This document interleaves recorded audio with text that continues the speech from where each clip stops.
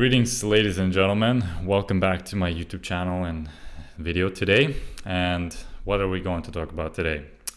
So I figured we would talk about some politics for once, or for a change. And I've talked about politics a little bit, and it's been kind of increasing over time. And again, for those of you who haven't watched my introduction video, I kind of made a promise that I wouldn't really talk about politics, but I feel like, at some point it just affects everyone, and it kind of touches everyone, and everyone is talking about it, and it's like, all right. And it's also philosophical to some extent, and this is kind of what my YouTube channel is about, and it's also regarding or concerning Sweden. So I think that kind of fits in perfectly well, and I think I allow myself to talk about some politics. And I also want to kind of, how would you say, make aware, or to try to bring in some common sense in some ways. And now again, it depends on how you define common sense, but for me, common sense is really seeing two sides, trying to understand both sides, and then trying to make some kind of rational conclusion from it, trying to deduct from that. And so, but it's very hard, and a lot of people try to do that. And when I look at different podcasters or YouTubers, it's oftentimes more one-sided rather than two-sided or something of that sort. And of course, in politics, in the real world, you have to kind of take a side to some extent. You can't just be completely neutral and just be like, yeah, I'm just neutral, kind of like that. So what are we going to talk about today? Today we're going to talk about Sweden announcing that they are ready to send their troops to Ukraine. And for those of you who don't know, I have Ukrainian roots. I am a large part Ukrainian, and as you can see, the shirt here kind of says it, or gives away the secret. And it personally affects me as well, and I have relatives there at the front line and not far away from where the war is happening, quite literally in the east and southeast. So what do I think about Sweden announcing that they're ready to send their troops to Ukraine? Well, Sweden is not the only country to announce that. I think England, or Great Britain, also announced that, and France kind of said something like that in December, but then they kind of reiterated. They kind of went back and were like, no, we're not, but then they were saying that again, and kind of going back and forth. So I couldn't really get a clear idea or position what kind of stance they're taking, but I know Great Britain for sure is hell-bent on that, and Sweden is also seeming to be kind of like that. And I also read that the Baltic states are also kind of ready to do that as well if needed, but I think more for peacekeeping purposes rather than actual combat purposes. So not entirely sure about that. But there's also a video that I talked about how Sweden joining NATO and all of that. And in my personal opinion, I think I have to kind of go out of that Swedish perspective and just look at it from a European perspective, because I feel like if I just look at Sweden, it's not really clear enough. So as many of you know, Ukraine is heavily supported by the US. But also in terms of, if you want to, that's not entirely true though, because if you look at it from a GDP perspective, from a proportional perspective, then the Baltic states are actually the largest contributors within their market cap, so to speak. Now, of course, US also supplies a lot of it, but then the other question is that, well, does everything arrive on time? And many people have accused Ukraine of stealing military weapons, money, and all the aids and resources, and so on and so forth.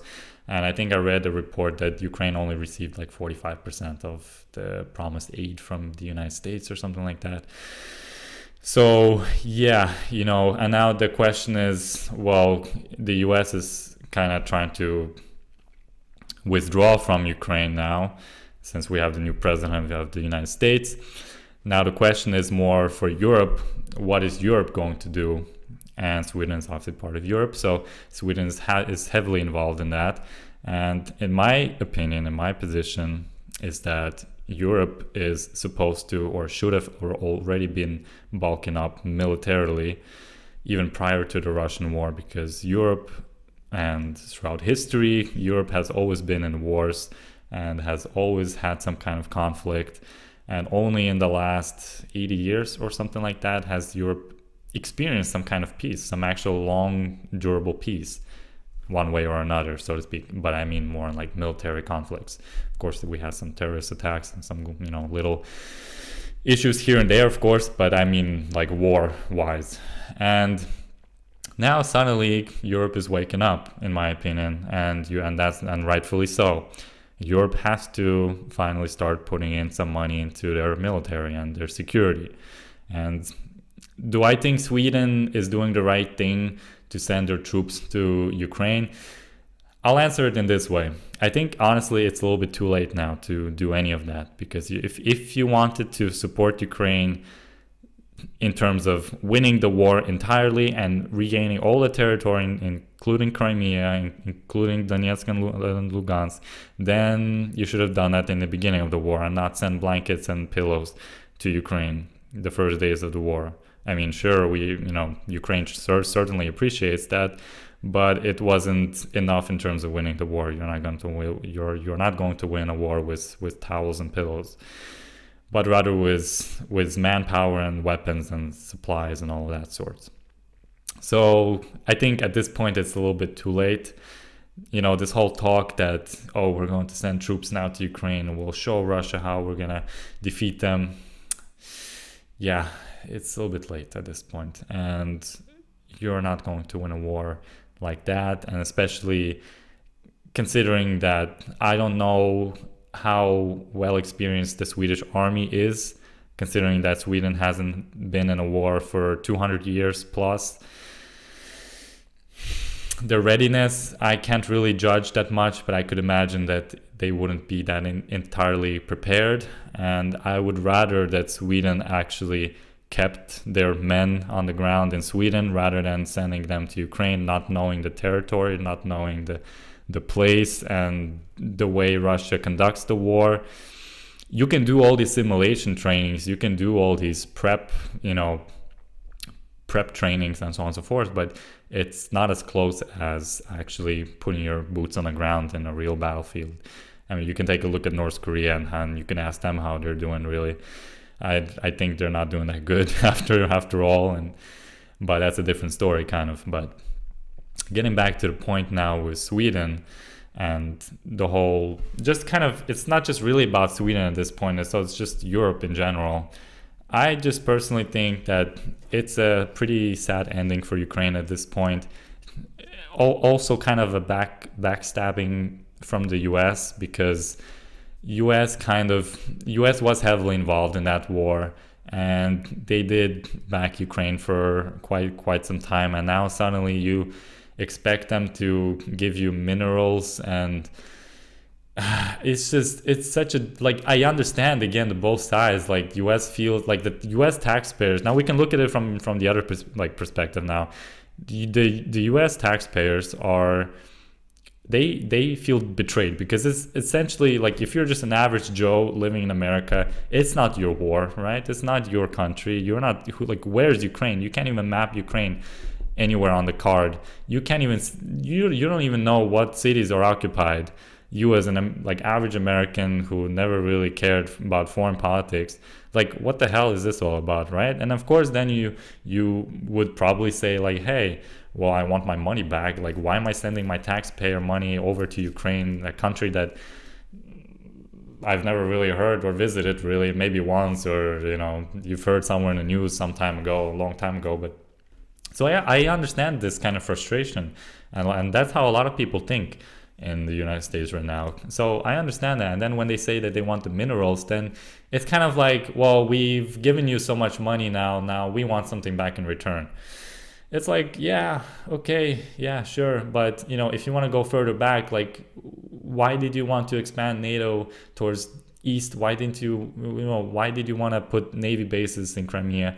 Why did you want to, do all this crap? So, it's kind of like US kind of indirectly started this in some ways. Now, I'm not saying Russia didn't do anything, but I'm just looking at it from another perspective. Like, US kind of had their hands, they have blood covered on their hands as well to some degree, And so it's kind of like, well, once you start something, you have to finish the business. So it's like, now you're just dropping out. It's like, really? you know? So that's how I kind of feel right now. I feel like US is not being accountable and responsible at all, and simply just abusing a country, a little country like Ukraine. Well, a little country compared to US, but Ukraine is the biggest country in Europe aside from Russia. Russia's half Asian, half European, but not the point right now.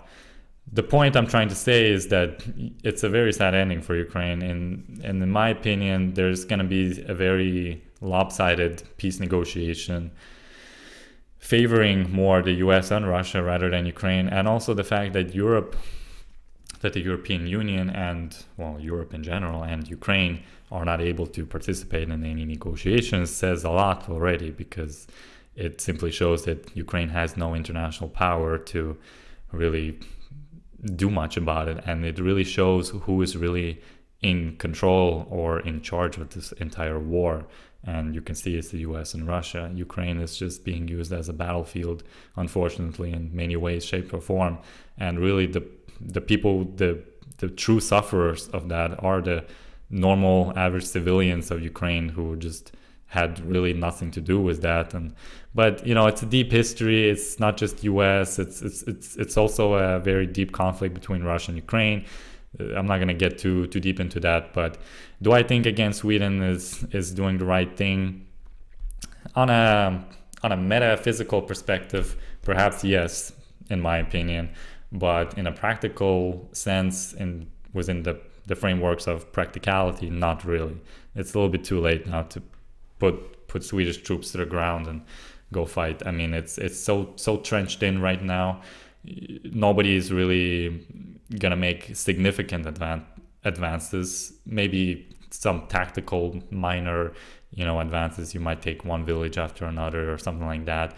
And this was Russia's tactic for a long time, but they're still making some gains and advances. But unfortunately, Ukraine hasn't been able to liberate any villages or territories in the last year or two, something like that. And I think the worst was the year 2024, which was last year, and ever since that year, I don't think Ukraine is able to make any more significant moves. So yeah, people are saying, well, it's time to sign the peace negotiation contract and make the capitulation known to everyone. But yeah, it's a loss situation, so to speak, for the Ukrainians, and I see how that played out, unfortunately. So yeah, Sweden, I just hope that you are prepared for anything, but I wouldn't really. I mean, if I were the defense minister or something like that of Sweden, I wouldn't really consider putting Swedish troops to the ground. It's not really worth. I mean, at this point right now, maybe in the beginning, perhaps, if the people will it, of course, but now it's kind of pointless, in my opinion. It's not really worth it. So yeah, it's a little bit depressing, honestly, but I don't know what you guys think about that. Let me know in the comment section down below. We'll have a discussion on that for sure. I definitely love interacting with you in terms of, seeing different points and seeing different views and going kind of back and forth. And yeah, so I guess on that note, I'll see you in the next video and hope you have a great day.